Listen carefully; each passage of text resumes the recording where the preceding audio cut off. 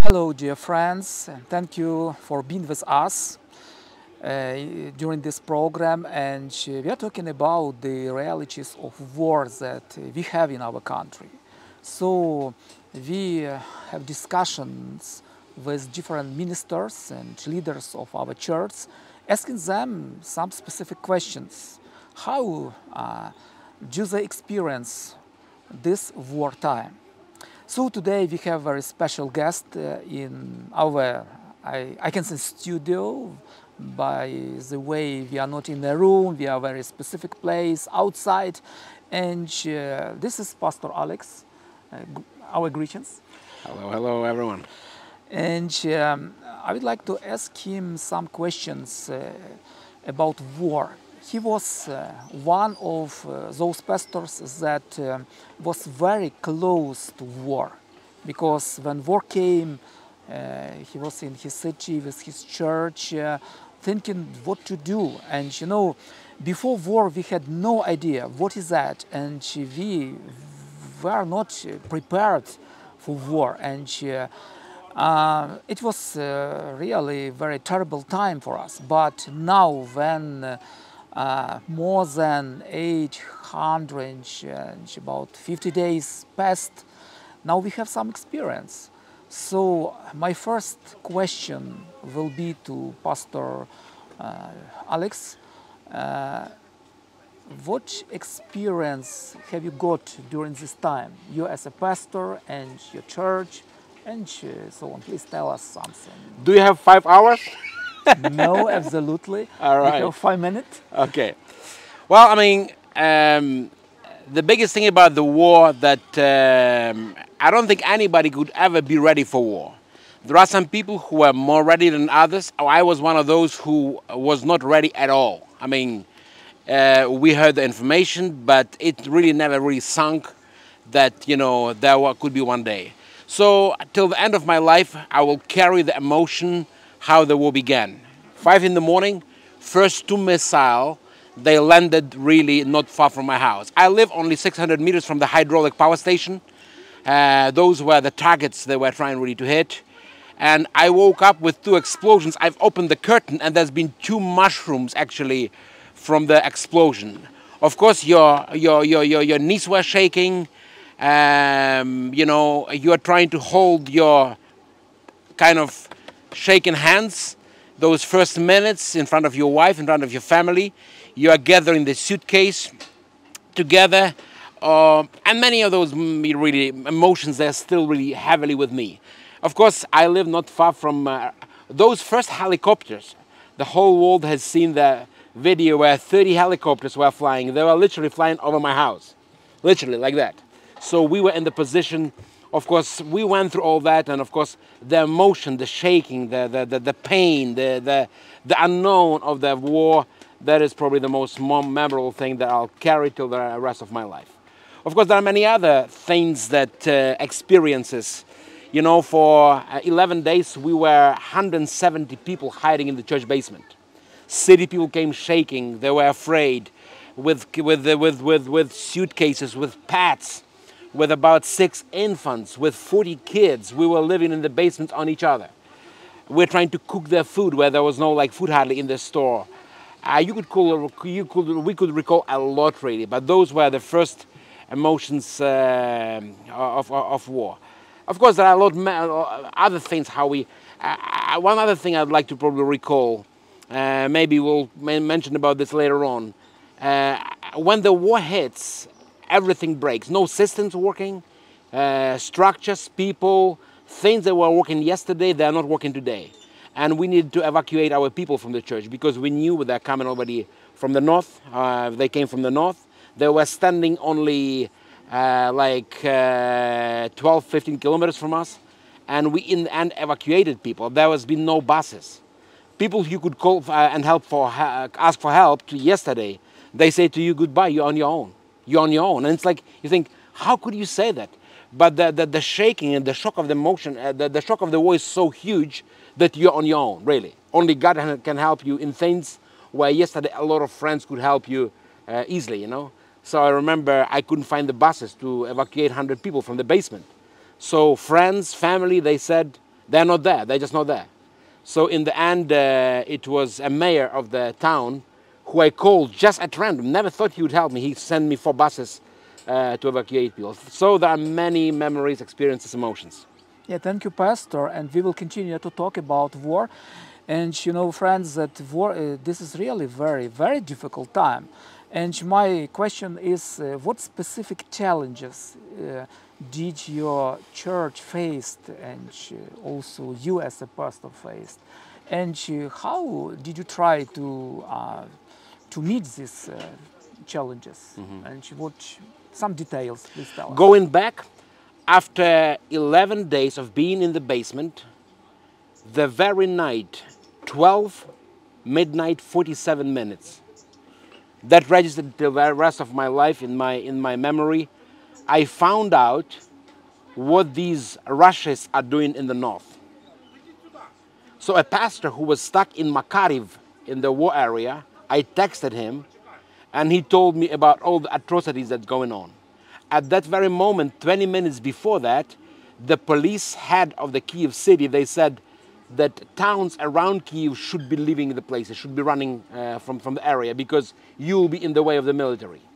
And that was the moment when I realized I need to take my people. I cannot hold these infants, these kids, they're in the basement because, you know, I already knew what they're, and that was the moment really when I had to find, like I mentioned a minute ago, the buses to evacuate people. That was a real challenge. That we didn't own no buses, we had no cars hardly, anybody who could leave already left. And that was a moment where really God intervened with the mayor.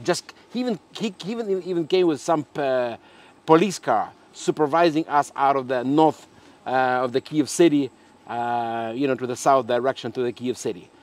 Yes, another big thing, of course, we were a church of about 300 people, 25 families left our church. It was a difficult one. I can understand because parents were really rescuing the children. So they were really running from this war zone.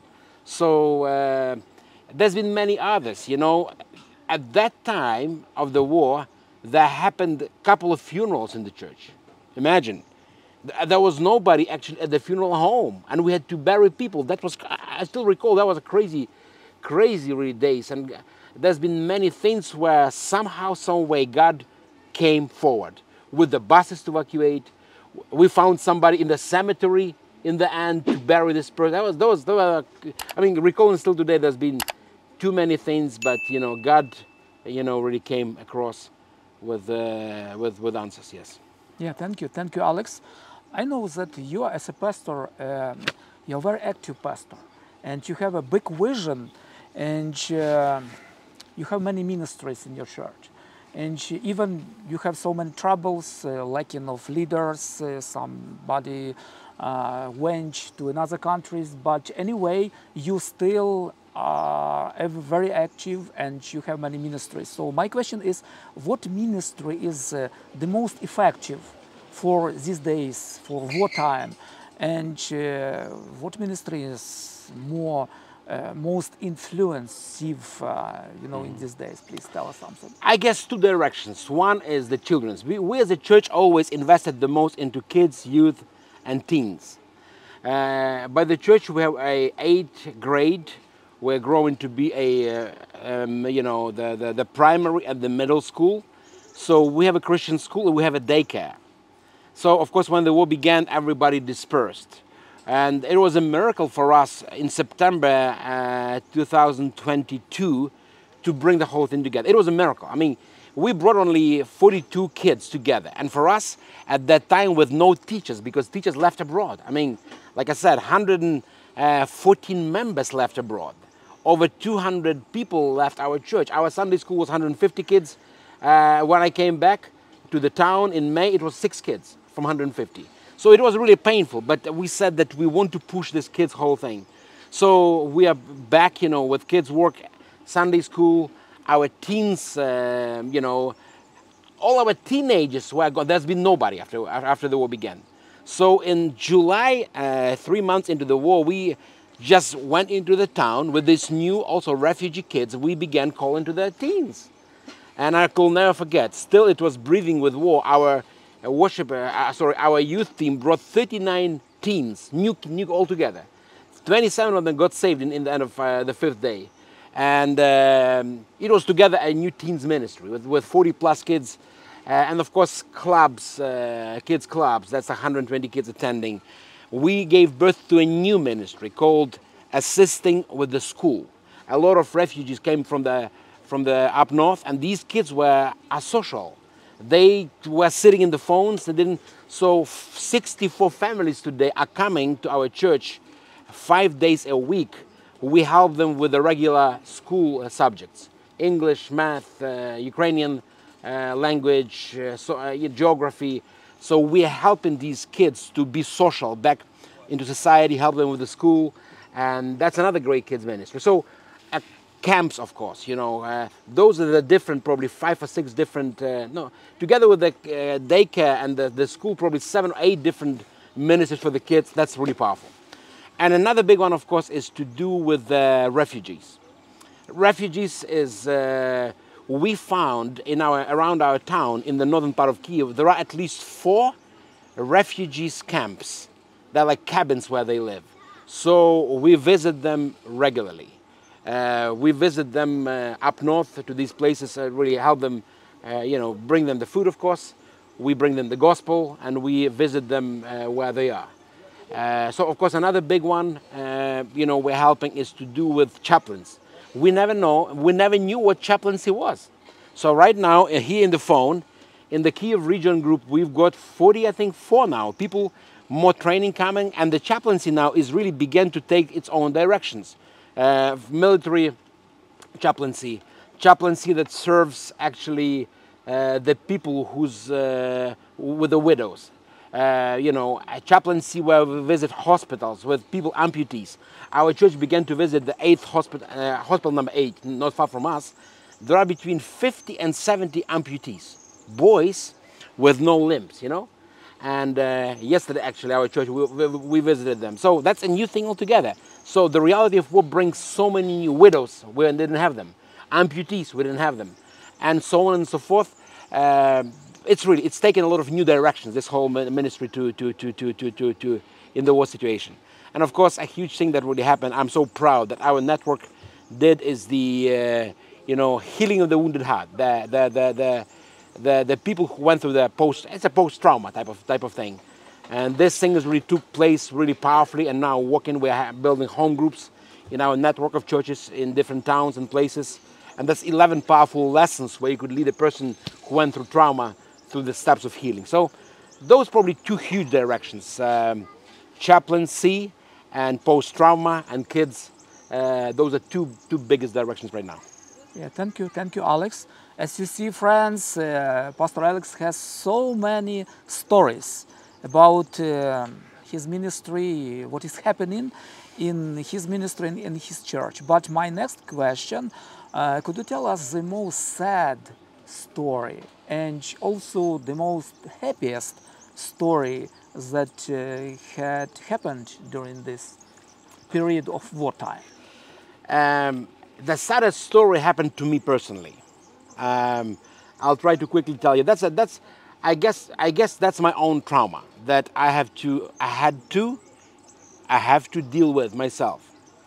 When the war began, my wife with the family, I sent them to the West Ukraine the first day. My wife has taken, and as explosions have taken place, and these 2 mushrooms are there, handshaking, my wife actually has taken that suitcase, and what she was trying to put my stuff into the suitcase, thinking that I'm leaving. I didn't say anything to her. As we came into the car, I put my case with my stuff in there, and as we were shutting the door, I said, I kissed her goodbye. I said, what do you mean, you're not going? I said, of course not. And horror came to her. I said, I'm the pastor of the church. I'm here. You go with the family. So that was the first moment where you think, what's next? And then, of course, 4 days later on, when the war began, I had to really save the kids from the Bible school, our school here, not far from here. And I had to take a whole bus of kids to the West Ukraine to their parents from the war. And then I brought my wife back to Vyshgorod. I should never have done that. I so much regret, naturally speaking, that I have taken my wife back into the war. I was coming back to Kiev, and some checking points, they were saying to me, "Are you crazy? What are you doing? What are you taking your wife back for?" I said, "I don't know, really, she wants to." So the moment that was probably the saddest to me was the very night, the last night before we evacuated people. I already knew what's happening up north in those Bucha, Irpin, and my wife knew too. And we were sleeping in the church in the basement. And she saw that actually, because we were in the on the one mattress. She saw me communicating back and forth. And then, you know, she already was shaking like this. She was panicking, saying, "Take me out of here, take me out. I don't want to be here, I don't want to be here." I said, "Please, just be quiet. There are people sleeping all around here in the basement, in these sleeping bags." I said, "I'm the pastor of the church, please." And she couldn't control herself. She was really shaking like that. So eventually, on Sunday morning, on the 6th of April, we took away all the people. This is what happened. We have on the street where we live a special messenger group neighborhood. And she says, as everybody left from the church, we evacuated. We are sitting in the car, we're looking at each other. The church is empty. And we don't know what to do. And she pulls her phone and says, "Read." So, and this is what I read. Our neighbors group says that just a minute ago, a sabotage group of 10 Russian soldiers came from the waters where we live. Our guys killed 6 sabotage group guys, and 4 of them are walking back into our backyard. I finished reading that, and my wife, who was shaking like that all night, she was like, and I'm thinking, stupid me. Why did I take her back from the West? She should not be there in this whole mess, you know. And I looked at her. I said, "I will take you out of here. I married you first before I married the church."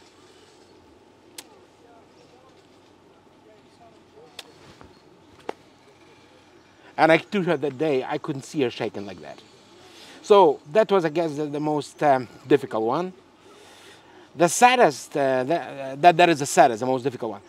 Probably the most joyful. There are many joyful also were there. Like I said, you know, when the rescue came with these buses, I could take my people from that basement. That was a powerful moment. When 25 families, deacons, worship team leaves, there is nobody. And there are new guys who step up and come to you and they say, "I can help you, Pastor." And you think, these are boys. How can you work with them? And then you have no other choice. And we now called 7 new deacons. They're all the boys, 25, 27, and 23, you know? And you think, that just, you know, I probably would never have chosen these guys, but now they've already been for a year and a half, they've been already taking the responsibility.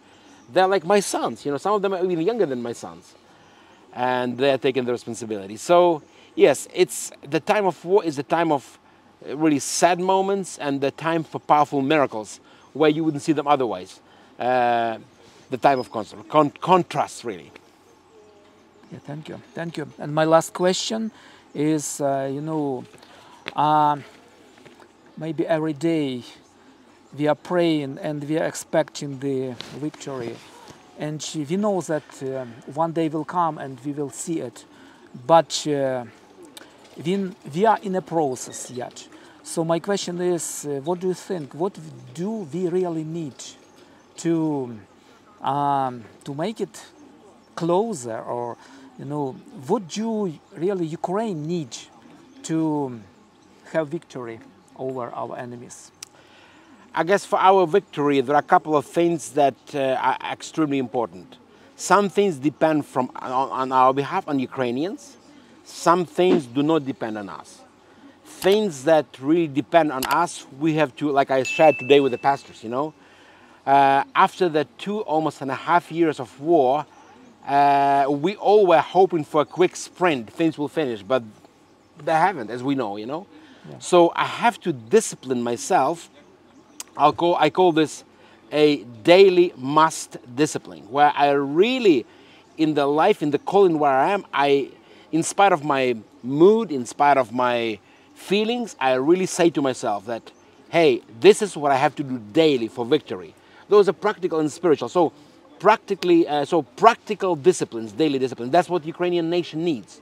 As things got longer, more difficult, unpleasant, we have to have these daily practices. Things that do not depend on us, the international community has to realize what we are dealing. And it was somewhat upsetting for us how, I would say, slow the world. I don't condemn, because I guess I would be in the same situation where, you know, there was somewhere there, and you know, the world has to realize that what the world did in the end of the Second World War with the Nazis, the world did a good thing. They demilitarized Germany, and they went through a lot of really things to change that system. The same thing has to happen here. I'm sharing with my Bible school friends in Europe, and I'm saying the world did what is right with that ideology. And the world has to do what is right here in a very similar way to undo the system, really. And of course, a lot of that depends on the international sanctions. I really believe that international sanctions is the #1 instrument. That's what the world did, under Reagan with the Soviet Union. Soviet Union was a lot more powerful machine than Russia. But the world agreed, and sanctions brought that system that couldn't trade anymore, have the weapon and money to kill the people. So the same thing has to happen here. The world is not serious enough about the sanctions. That is the #1 tool. And #2, of course, we are thankful for that the world is helping us. Without the international help, I think in 6 months, maybe more, maybe a little bit less, we will be done. So without the help of our allies, we wouldn't be able to live. But on the same hand, Ukraine has only like now 30 million population. That's what they counted by the mobile actually connection, by how many people are. That's what they're saying, about 30 million people. And yes, Ukraine has shown bravery, but we are only a nation of 30 million. Russia is 130, 140. If the world is not quick enough with weapon, we may not need the weapon anymore. Because in the end, it's not the weapon that is fighting, although it's important. It's the soldiers that are ready to fight, but we need more weapon to protect our own land. That's really a test after the Second World War of how the world will react to somebody as bandit, as